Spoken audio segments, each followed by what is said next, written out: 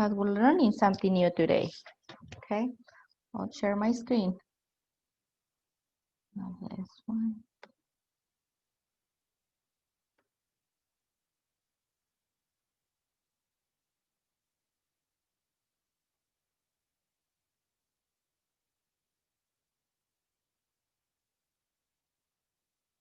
Can you see my screen?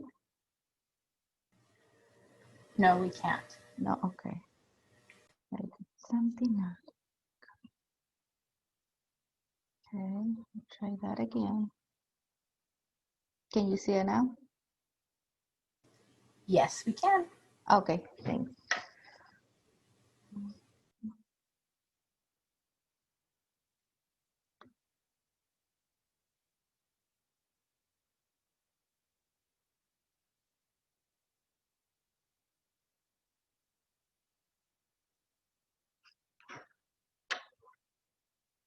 Okay, readers, for today's lesson, we're gonna look for words on the book.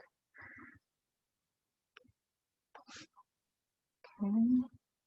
We're going to read, and then we're gonna go back and reread in case we miss any information. Okay. Remember, we have learned so far. We learned the part of the books. Remember this page. This page is called. This page is the cover page, the first one that tells us what the title of the book. Okay. This on the back is the back cover. We have already learned that. And these are our pages that tell us what the book is about. Okay, we already learned about that. So remember, there's many ways to learn a book, to read a book. With the words, through the pictures. Today we're gonna look and study the pictures like very close. That's why we need all our eyes on the book, because I'm gonna ask you some questions at the end. Okay, we're gonna look at the words and then we're gonna think.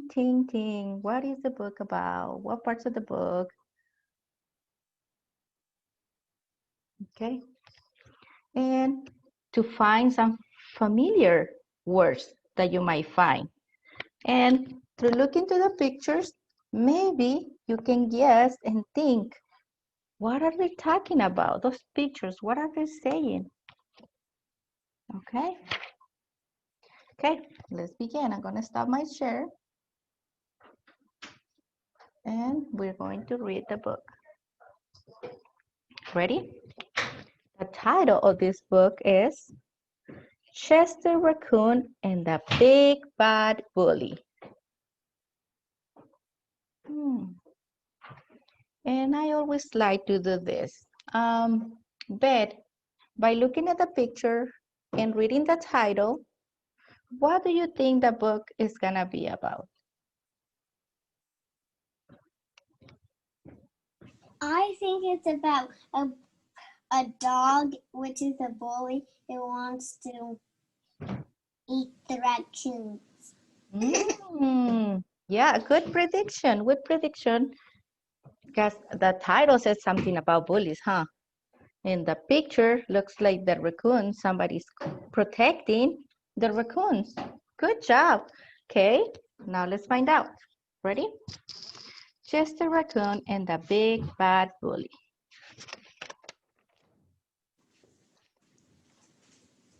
Chester Raccoon stood in front of his tree, hollow, looking gloomy. His younger brother Ronnie and his best friend Cassie stood beside him. "We don't want to go to school," Chester told his mother. "We want to stay home with you. Please, may we stay home with you?" Look at the pictures. What is that picture telling us? "I thought you liked school," said Mr. Raccoon. "We do," said Chester. "Then why do you want to stay home with me?"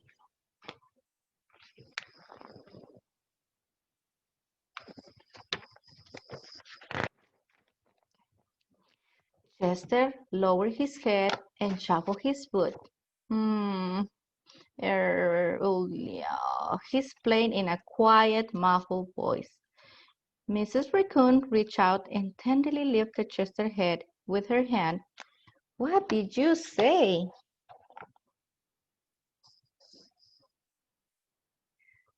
Chester gazed into his mother's loving eyes and gulped. There's a bully at school, and he's horrible, cried Ronnie. He's big and mean, and he has giant claws on his hands and feet. Well, Cassie, and fangs, screeched Chester, and fire comes out of his nose.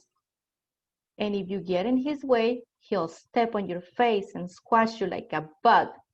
Like a bug, echoed Ronnie.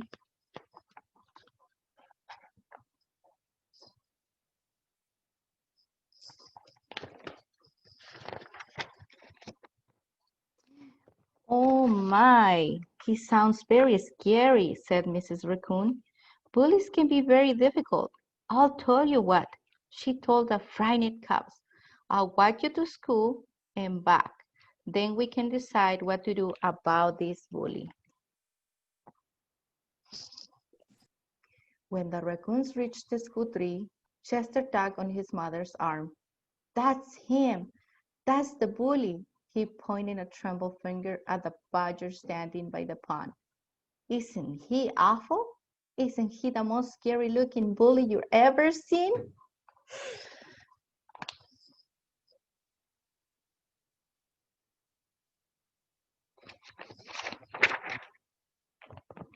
Oh my, yes, whispered Mrs. Raccoon, but I'm sure we can work things out. Before leaving, she gently fluffed Chester's mask and playfully tweaked Ronnie's nose. Be brave, she told the cubs, and gave each of her sons a comforting kiss in their palms.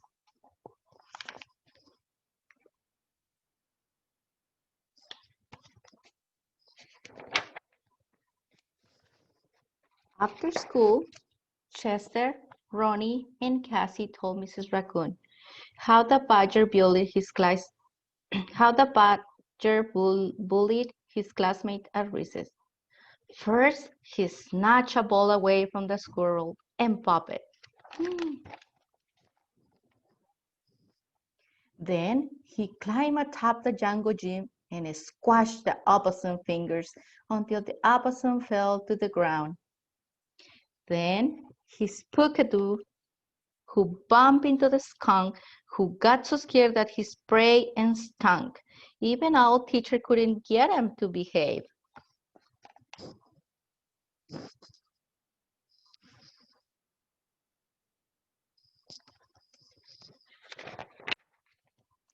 Sometimes animals are bullies because they don't know any other way to be, explained Mrs. Raccoon.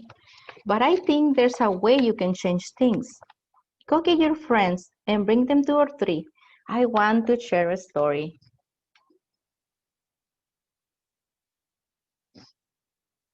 A few minutes later, a crowd of bigger young forest animals stood at the base of Chester Tree House, and Mrs. Raccoon began her tale.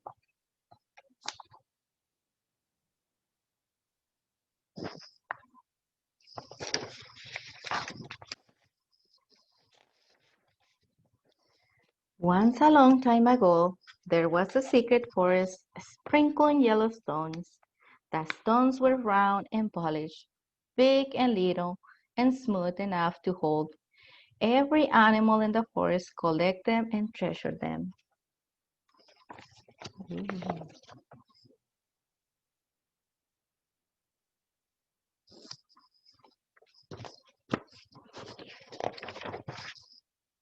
One day, an animal found a blue stone. It was very excited since no animal had ever seen a blue stone.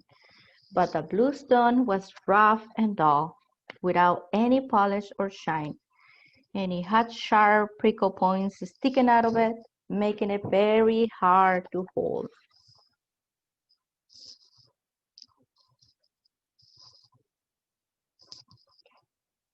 Careful not to hurt their paws, the animals carried the stone to the center of the forest and placed it atop a tree, a stump where everyone could see.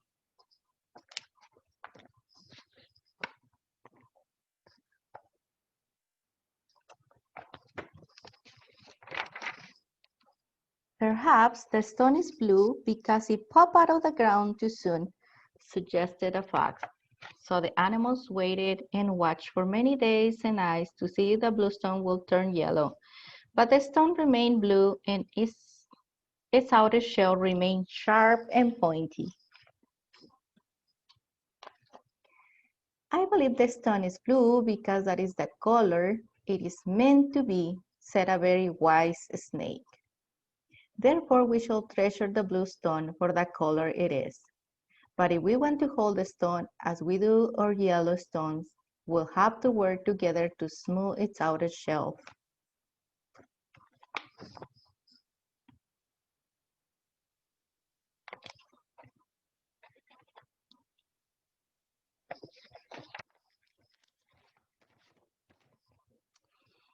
So first the woodpeckers took turns chipping off the stone, sharp prickle points with their beaks.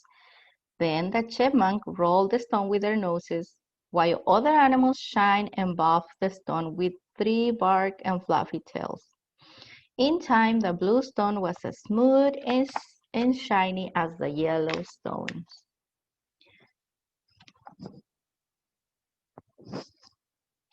Mrs. Raccoon smiled down at the young animals, listening to her story. The badger at your school is just like that blue stone, she explained.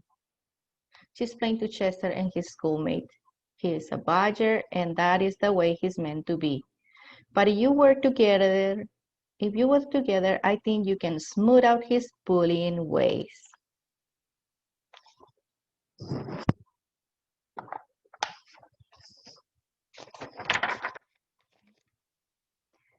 The next day at school, when the recess bell rang, all of the little animals went outside together.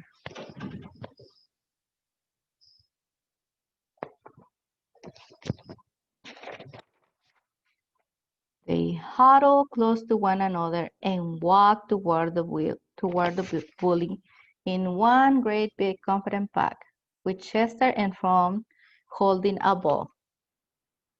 At first, the bully looked at them with a twinkle in his eye, thinking, I'll get one of you.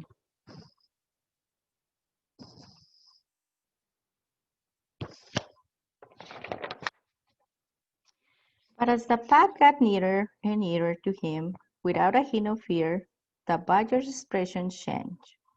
His eyes widened, his jaw dropped open, his knees grew weak and wobbly. Suddenly, it was the bully who was scared. He began to whimper and squeal, and he thought, they're coming to get me. But there was nowhere to run.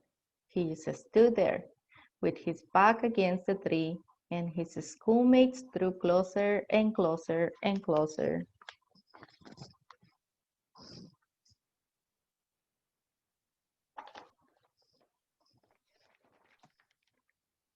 Finally, Chester was nose to nose with a trembling badger. He narrowed his eyes and looked as serious as his little furry face would allow. Then, without hesitation, he held up the ball, looked straight into the bully's eyes, and asked, "Want to play?" Huh. The surprised bully stopped shaking. He looked at his classmates, who were laughing and offering friendship.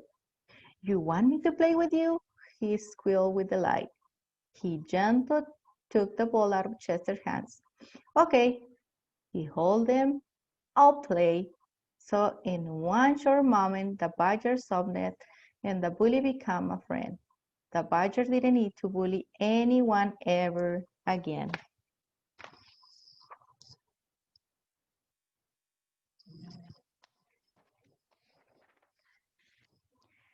Chester glanced toward the wooden pot and saw his mother watching, smiling. She placed a kiss in her palm and showed it to her son. Chester did the same and they joined the fun.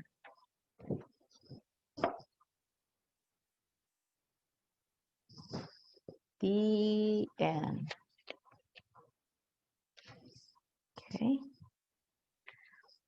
By reading this book and looking at the picture, closely to the pictures, I'm gonna try to do this. So, I know there's some words that are familiar to you and you can find as you read. Like in this page, I'm gonna show you. Look at the picture. And as we read, I can tell by the picture that that's something scary and horrible.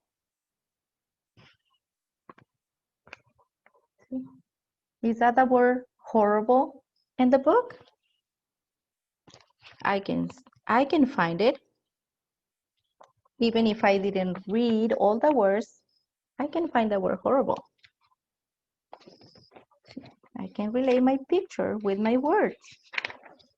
I'm gonna show you another page and I'm going to ask the student to tell me like a word or something that can relate it to the reading. What do you think is happening on this picture?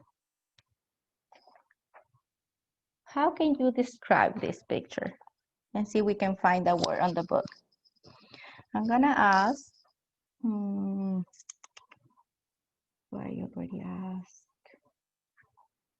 Calvin, look at the picture and tell me, what do you think is happening on this picture?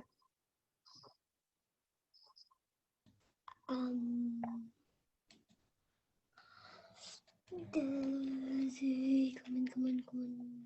Do you remember?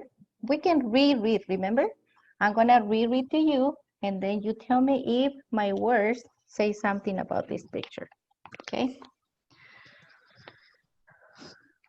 Be brave, she told the cubs, and gave each of her sons a comforting kiss in their palms. Do you think my words are showing the picture?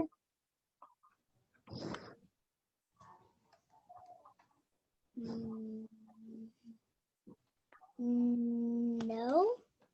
No? So you can see that she gives a kiss in their palms? Or that she's showing care for them? Yeah. Yeah. Okay, I'm gonna look for another page. Okay, I'm gonna ask, I haven't asked, but I haven't heard from you. So, he climbed atop the jungle gym and squashed the opossum fingers until the opossum fell to the ground. Do you think my page described my reading?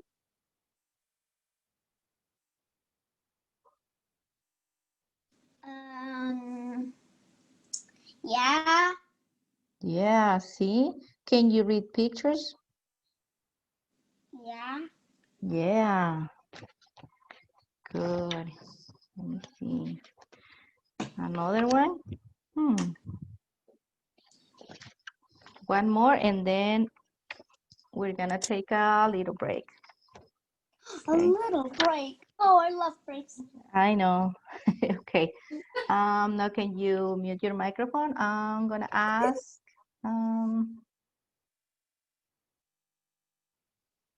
Tomás. Tomás. Okay.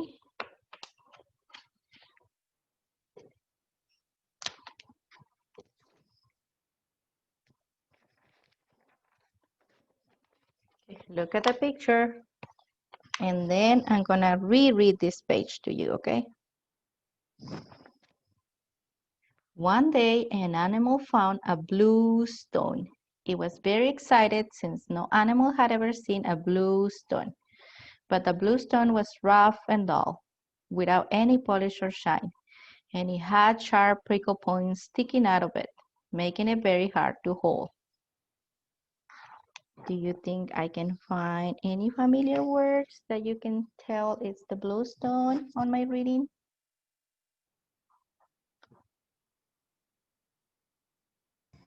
Yeah. Yeah, is it related to my reading? Yeah. Yes, we can see the bluestone and we can see the word blue. Blue, right there. Bluestone. Okay, we're gonna take a little break and then when we come back, we're gonna start working on letter F. Okay.